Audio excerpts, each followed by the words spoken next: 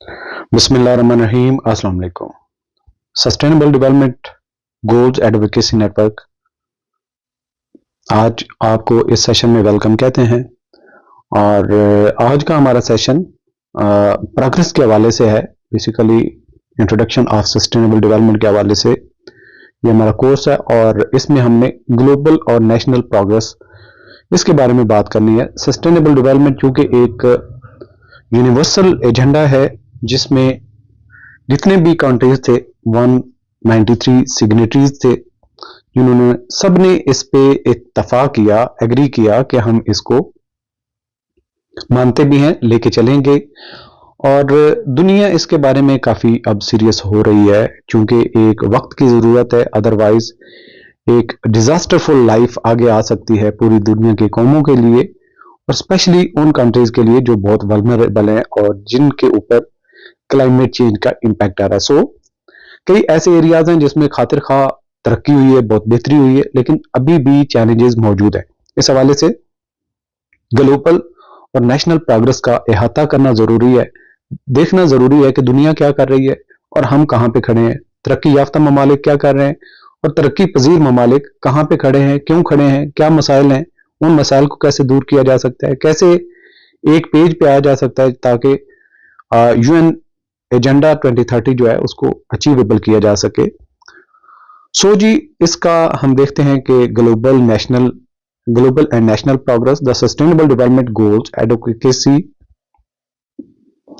The sustainable development goals SDGs are a universal framework. जैसे पहले भी बात की कि ये एक यूनिवर्सल फ्रेमवर्क है adopted by United Nations in 2015 as part of the 2030 agenda for sustainable development. So अभी हम इसको यूएन 2030 एजेंडा भी कहते रहे तो यही इससे मुराद होगा। ये दो तीन लाइनें जो हमने कवर की हैं कि ये सस्टेनेबल डेवलपमेंट गोल्स का 2015 में एग्री किया गया एजेंडा था जो 2030 में अचीव होना चाहिए। ये एक फ्रेमवर्क है।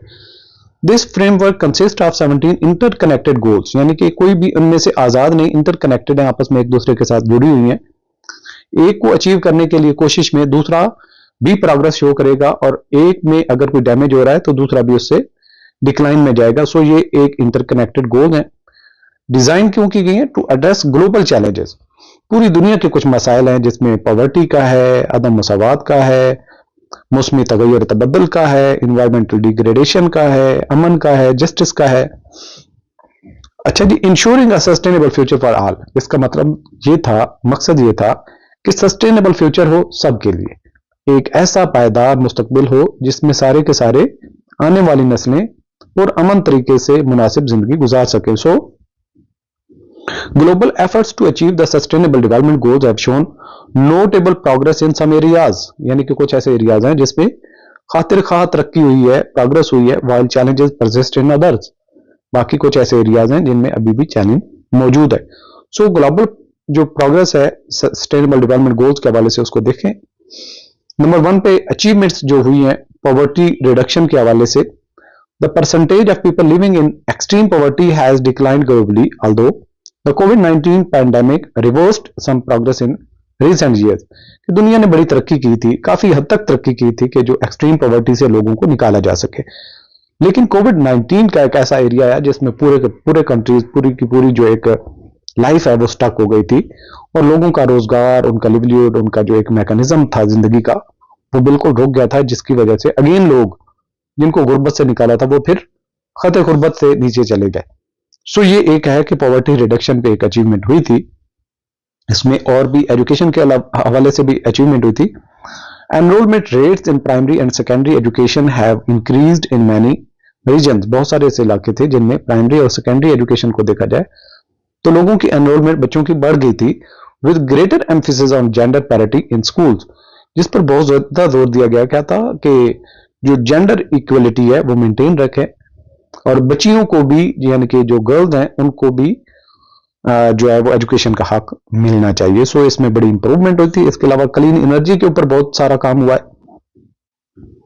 Renewable energy adoption has grown significantly with solar and wind energy becoming more accessible। पहले तो इतना ये 2030 एजेंडा से पहले तो इतना ज्यादा इस चीज का रुझान नहीं था, लेकिन अब रिसर्च भी हो रही है, उस पर प्रोग्रेस भी हो रही है और दुनिया इसको ग्लोबली जो है वो सपोर्ट कर रही है। सो ये सोलर एंड वाइंड एनर्जी जो है ये अब मोर एक्सेसिबल है, हर एक फर्द जो है उसको इस्तेमाल कर सकता है, उसको इम्प्लीमेंटेबल कर सकता है, अपने घर के अंदर जरूरियात अपनी इस एनर्जी से पूरी कर सकता है। सो इसके हवाले से साथ में एक और अचीवमेंट जो हमें हासिल हुई 2030 एजेंडा के अम्ब्रेला के नीचे, वो है ग्लोबल कोऑपरेशन। इसमें अब दुनिया जो है वो मिलजुल कर काम करना चाहती है। Initiative like the Paris agreement on climate change have encourage international collaboration on की इश्यूज। बहुत से ऐसे मसाइल हैं जिनमें ग्लोबल कोऑपरेशन की जरूरत है, और पेरिस एग्रीमेंट में इस चीज पर जो है वो इरादा किया गया था। सो इसमें कुछ चैलेंजेस भी हैं इंटरनेशनल लेवल पे। जब हम जाते हैं तो क्लाइमेट एक्शन जो गोल 13 का टारगेट है, despite increased awareness global green house gas emissions continue to rise.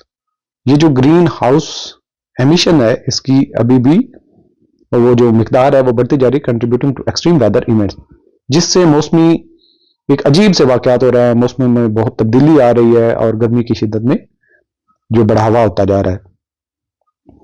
इसके अलावा इन इक्वलिटी का जो एक आंसर था जिसको कंट्रोल करना मकसद था, लेकिन उसमें नहीं हुआ। Income and social inequality persist between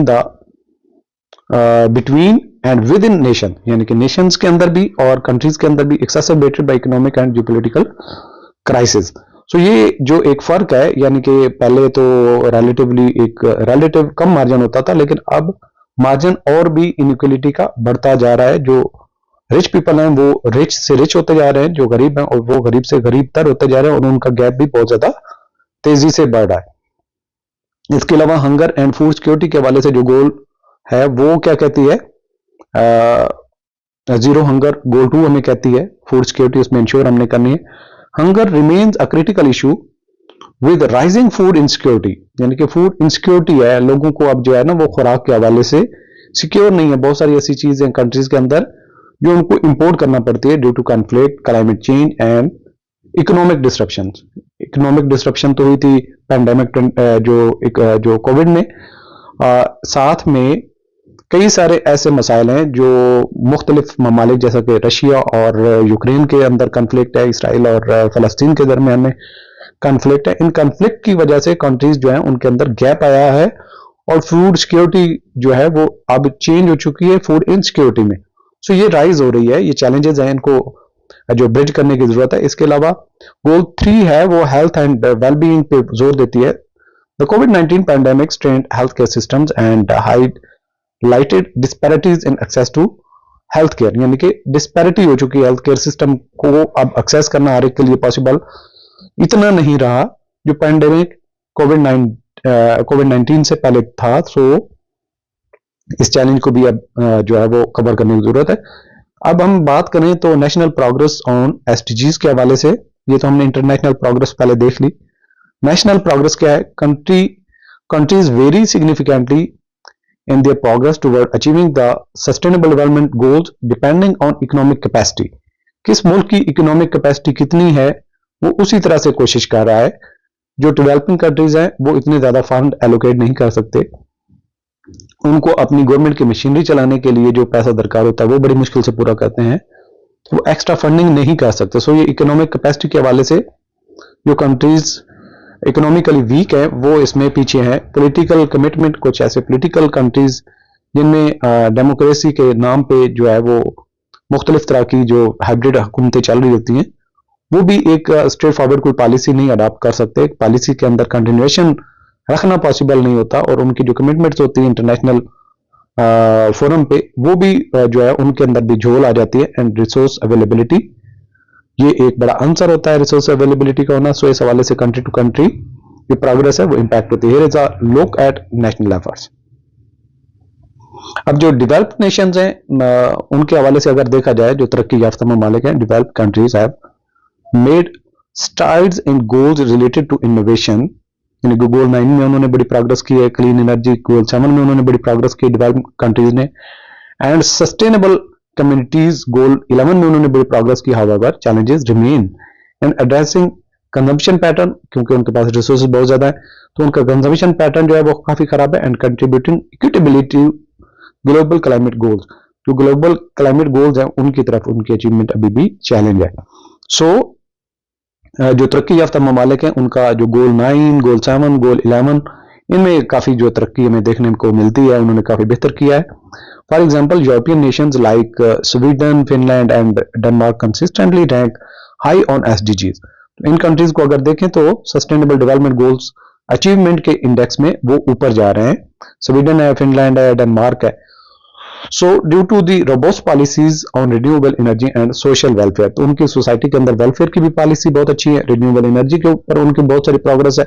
so इस हवाले से ओवरऑल उनका इंडेक्स में अच्छी परफॉर्मेंस चल रही है। अब आ जाती है डेवलपिंग कंट्रीज को अगर हम फोकस कर लें तो developing countries have focused on reducing poverty, goal 1 पे उन्होंने फोकस किया है, इंप्रूविंग एजुकेशन गोल 4 पे उन्होंने टारगेट किया हुआ है और उनके ऊपर काफी बेहतर है। एंड जो एड्रेसिंग हेल्थ चैलेंजेस गोल 3, ये इनके मेन मसाइल हैं, जबकि ये वो मसाइल हैं जो डेवलप नेशन में नहीं है। सो डेवलपिंग नेशन को अगर देखें, countries like India, Bangladesh have implemented program such as universal health coverage and gender parity in education, achieving significant progress despite resource constraint। इनके पास रिसोर्स की कमी भी है लेकिन फिर भी इन्होंने काफी जेंडर पैरिटी को कम किया है, हेल्थ कवरेज को इन्होंने कवर किया है, एजुकेशन के अंदर इनकी अचीवमेंट अच्छी है। तो यहाँ पे एग्जांपल दी गई इंडिया और बांग्लादेश की। इसी तरह से countries like India, Bangladesh have implemented program such as universal health coverage and gender parity. Again I think जो स्लाइड रिपीट हुई है, पाकिस्तान की प्रोग्रेस को अगर हम देखें तो पाकिस्तान की जो प्रोग्रेस है, Pakistan has shown commitment to the SDGs by incorporating them into the national development agenda and establishing a national SDG framework. तो नेशनल लेवल पे एसडीजी फ्रेमवर्क बनाया गया और उनको पॉलिसीज के अंदर इंप्लीमेंट करने की कोशिश की जा रही है। पॉजिटिव ट्रेंड क्या है पाकिस्तान को अगर देखा जाए, expansion of social protection program like Ehsaas to reduce poverty. तो ये पीटीआई का एक फ्लैगशिप था, एहसास, जिसमें गुर्बत को खत्म करने के लिए जो है वो फोकस किया गया था। दूसरा इसका था increase focus on renewable energy projects and reforestation through initiative like billion tree tsunami. So ये भी एक पीटीआई हुकूमत का एक एजेंडा था, बिलियन ट्री तसनामी, यानी कि ये क्लाइमेट या रिन्यूएबल एनर्जी के जो मुख्तलिफ प्रोजेक्ट हैं इनके ऊपर काफी फोकस किया गया था। ये पॉजिटिव ट्रेंड से। और चैलेंज जो अभी तक मौजूद है पाकिस्तान के लिए, लो literacy rate and gender disparity in education है, बच्चियों को तालीम नहीं दी जाती और जो लिटरेसी रेट है काफी कम है। इसके अलावा वल्नरेबिलिटी टू क्लाइमेट चेंज, यानी कि जो मौसम में तब्दीली आती है तो फौरन से यहाँ पे सैलाब आते हैं। पाकिस्तान में पिछले 2-3 सालों में देखें तो सैलाब ने काफी तबाहकारियां की हैं और ये क्लाइमेट चेंज की वजह से था, with recurring floods and water scarcity impacting progress and on multiple SDG. So ये वो मसाइल हैं जिसकी वजह से बहुत सारी एसडीजीज के जो एजेंडाज हैं वो उनको अचीव करना ही पॉसिबल नहीं होता। जब एक बहुत बड़े एरिया पर फ्लड आ जाता है, उनकी पॉपुलेशन को रिलोकेट करना पड़ता है, रिसोर्स की कमी हो जाती है, गुर्बत आ जाती है, हंगर आ जाती है, सो बहुत सारी डैमेज हो जाती है, क्लीन वाटर सैनिटेशन, ये सारी मसाइल पर जन्म ले लेते हैं। इसके अलावा गवर्नेंस का भी इशू है एंड फाइनेंशियल कंस्ट्रेंट भी है जो impede the implementation of sustainable development initiative. Pakistan के अंदर ना अलग गवर्नेंस है, इतनी वीक गवर्नेंस है कि वो कांस्टेंट जो कोई भी पॉलिसी उसको लेके नहीं चल सकते। पॉलिसी फाइनेंशियल कंस्ट्रेंट भी हमेशा जो है वो उधार के दामन छोड़ना पाकिस्तान के लिए वो मुश्किल होता जा रहा है। सो ये जब फाइनेंशियल कंस्ट्रेंट होंगे तो आप इस तरह की जो एक्स्ट्रा आपको अपनी सोशल वेलफेयर के लिए जो प्रोग्राम्स हैं वो उनको कंटिन्यू करना काफी मुश्किल हो जाता है। सो वे फॉरवर्ड क्या है, एक्सेलरेटिंग एसडीजीज प्रोग्रेस, किस तरह से हम आगे बढ़ सकते हैं, ग्लोबल एक्शन की जरूरत है। नंबर 1 पे क्या है, स्ट्रेंथनिंग पार्टनरशिप। ये जो पार्टनरशिप है, ये जो साथ है, इसको बढ़ाने की जरूरत है ताकि जो पूरी दुनिया के अंदर सारे ममालिक मिलजुल कर ये जो एजेंडा, यूनिवर्सल एजेंडा, इसको अचीव करें। Encouraging collaboration between government, private sectors and civil society to mobilise resources. Number 2 पे है फाइनेंसिंग फॉर डेवलपमेंट, कि डेवलपमेंट के लिए फाइनेंस करने की जरूरत है। इसके लिए जो वो ममालिक जो डैमेज ज्यादा कर रहे हैं और जिनके ऊपर इंपैक्ट आ रहा है उनको डेवलपमेंट के हवाले से बेहतर करने की, ताकि वो क्लाइमेट अडेप्टेशन की पॉलिसीज को इंप्लीमेंट कर सकें। इसके लिए फंडिंग की जरूरत है। सो डेफिनेटली जो डेवलप्ड नेशंस हैं उनको ये डोनेट करना पड़ेगा, उनको इनके साथ चलना पड़ेगा। Increasing funding for developing nation through global platforms and innovative financial mechanism होना चाहिए। नंबर 3 पे है क्लाइमेट रेजिलियंस की जो पॉलिसीज है, enhancing climate adaptation strategies and reduce emission through international commitment. जो इंटरनेशनल कमिटमेंट्स हैं, अब वो कार्बन डाइऑक्साइड की जो एमिशन है उसको कम किया जाए ताकि क्लाइमेट इंपैक्ट को जो है वो रिड्यूस किया जाए, एक जगह पे मेंटेन रखा जाए। नेशनल लेवल पे भी कुछ स्ट्रेटेजीज अडॉप्ट की जा सकती है। वो क्या है? सबसे पहले डेटा ड्राइवन पॉलिसीज है, leveraging data and technology to monitor progress and guide intervention effectively. So ये जो हर एक के ऊपर जो एसडीजी है उसका एजेंडा और उसके जो टारगेट्स हैं उनको अचीव करने के लिए डाटा अवेलेबल होने चाहिए, उसके ऊपर पॉलिसीज, उनकी प्रोग्रेस देखा जाना चाहिए। उनको एक्सेलरेट करने के लिए कहाँ पे मसाइल हैं, उस मसाइल में पार्टनरशिप की जरूरत होती है। जो डेवलप नेशन हैं उनको डेवलपिंग नेशन के साथ कोऑपरेट करने की जरूरत है। जहाँ पे भी उनको स्किल की कमी है, एजुकेशन की कमी है, प्रोग्राम्स की कोऑर्डिनेशन की कमी है, तो यहाँ पे उनको लॉन्च करना चाहिए।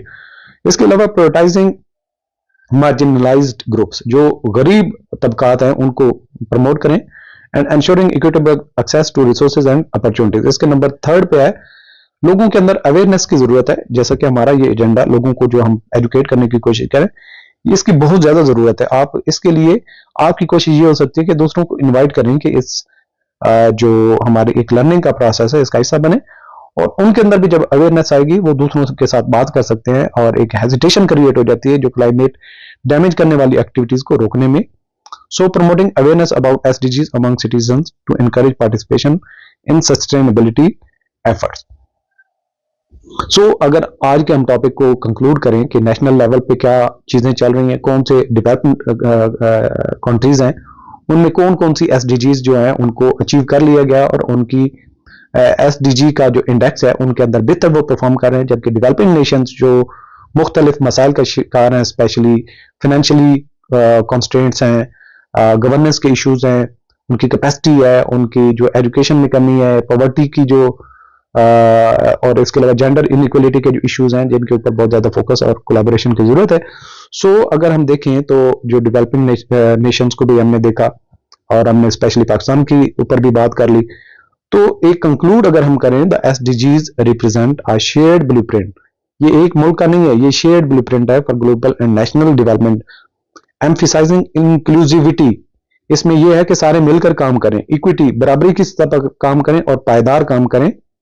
While significant progress has been made in some areas, collective efforts must be intensified to overcome persistent challenges. जो भी अभी मसाइल दरपेश हैं उनके ऊपर मिलकर काम करने की जरूरत है। Achieving the SDGs by 2030 requires unwavering commitment, यानी कि ये नॉर्मल काम नहीं है, अगर आप 5-6 साल सिर्फ है हमारे पास, तो अनवेवरिंग कमिटमेंट की जरूरत है, इनोवेटिव सॉल्यूशंस की जरूरत है and strengthen global solidarity. Globally हमें सॉलिडारिटी की जरूरत है to create a world that leaves no one behind. एक ऐसा माहौल बनाए, एक ऐसी दुनिया बनाए, जमीन एक ऐसी लिवेबल प्लेस बनाए जिसमें कोई भी पीछे न रहे, किसी का भी हक न मारा जाए, तमाम इंसान एक सेहतमंद और अच्छे मयार की जिंदगी गुजारें। सो इसके लिए यूनिवर्सली ये जो एजेंडा है मिलजुल कर सबकी ये जिम्मेदारी है, किसी एक की नहीं है। छोटे बच्चों की भी जिम्मेदारी है, हमने उनको एक बेहतर मुस्तकबिल देना है, हमने आज उनके लिए सोचना है। जब वो मुस्तकबिल में थोड़े बड़े हो जाएंगे तो वो सोचेंगे कि हमारे आबा अजदाद ने हमारे लिए क्या किया था, तो वो अपनी जनरेशन के लिए सोचेंगे। सो ये एक विरासत है जो हमने कल्चर एक दूसरे को देना है, और सबसे बड़ी बात है अपने बिहेवियर के अंदर चेंज और अवेयरनेस। सो हमारी तरफ से ये कोशिश हो रही है कि हम अवेयरनेस की जो कैंपेन्स है, नॉलेज है, इन चीजों को आसान तरीके से पाकिस्तान के तमाम लोगों तक पहुंचाएं। सो इसमें आपका हमें भी जो है वो कोलैबोरेशन चाहिए, साथ चाहिए। आप हमें जरूर ज्वाइन करें एज ए वॉलंटियर। रिसर्च पे आप काम कर रहे हैं, कोई आर्टिकल लिखना चाहते हैं, कोई आपके माइंड में आता है कोई आर्टिकल आप लिख चुके हैं, राइटर हैं, आप हमारी वेबसाइट के ऊपर कोई आर्टिकल कन्विंसिंग कोई स्टोरी लिख सकते हैं। अगर आप कोई प्लांटेशन की एक्टिविटी, एजुकेशन या गुर्बत में किसी की हेल्प करना चाहते हैं, उसके लिए कोई डोनेशन का आपका एजेंडा है, तो वो भी आप हमें ज्वाइन कर सकते हैं। हमारे पास ऐसी जो लोग हैं जिनको ऐसी सपोर्ट की जरूरत है वो भी ज्वाइन कर सकते हैं। हम उनकी इंटरकनेक्टिविटी करेंगे, और एज अ पार्टनर अगर आप सस्टेनेबल डेवलपमेंट के तौर पर काम कर रहे हैं तो आप हमारे साथ पार्टनरशिप कर सकते हैं, कोलैबोरेट कर सकते हैं। जो आपका एजेंडा है जिसमें आपकी मुख्तलिफ ट्रेनिंग की, कैपेसिटी बिल्डिंग की जरूरत है, एजुकेशन में आप लैग कर रहे हैं, और या रिसर्च के एरिया में आप लैग कर रहे हैं, तो हम आपको एक रिसर्च की रिकमेंडेशन आपके एरिया के रेलिवेंट दे सकते हैं। और इसके अलावा आप हमें कंसल्टेंसी दे सकते हैं, या हमारी आपको कहीं कंसल्टेंसी की जरूरत है तो हम आपको दे सकते हैं। सो ये SDG 17 का एजेंडा भी है कि म्यूचुअली कोलैबोरेट करें, एक दूसरे के साथ पार्टनरशिप करें। सो इसको हमने इनहेंस करना है। सो अल्टीमेटली आप हमारी वेबसाइट www.sdgsan.com इस पे रजिस्टर्ड हो सकते हैं और आप हमारी टीम का हिस्सा बन सकते हैं और फ्यूचर लीडर हो सकते हैं। फ्यूचर सस्टेनेबल डेवलपमेंट के लिए। So all the best.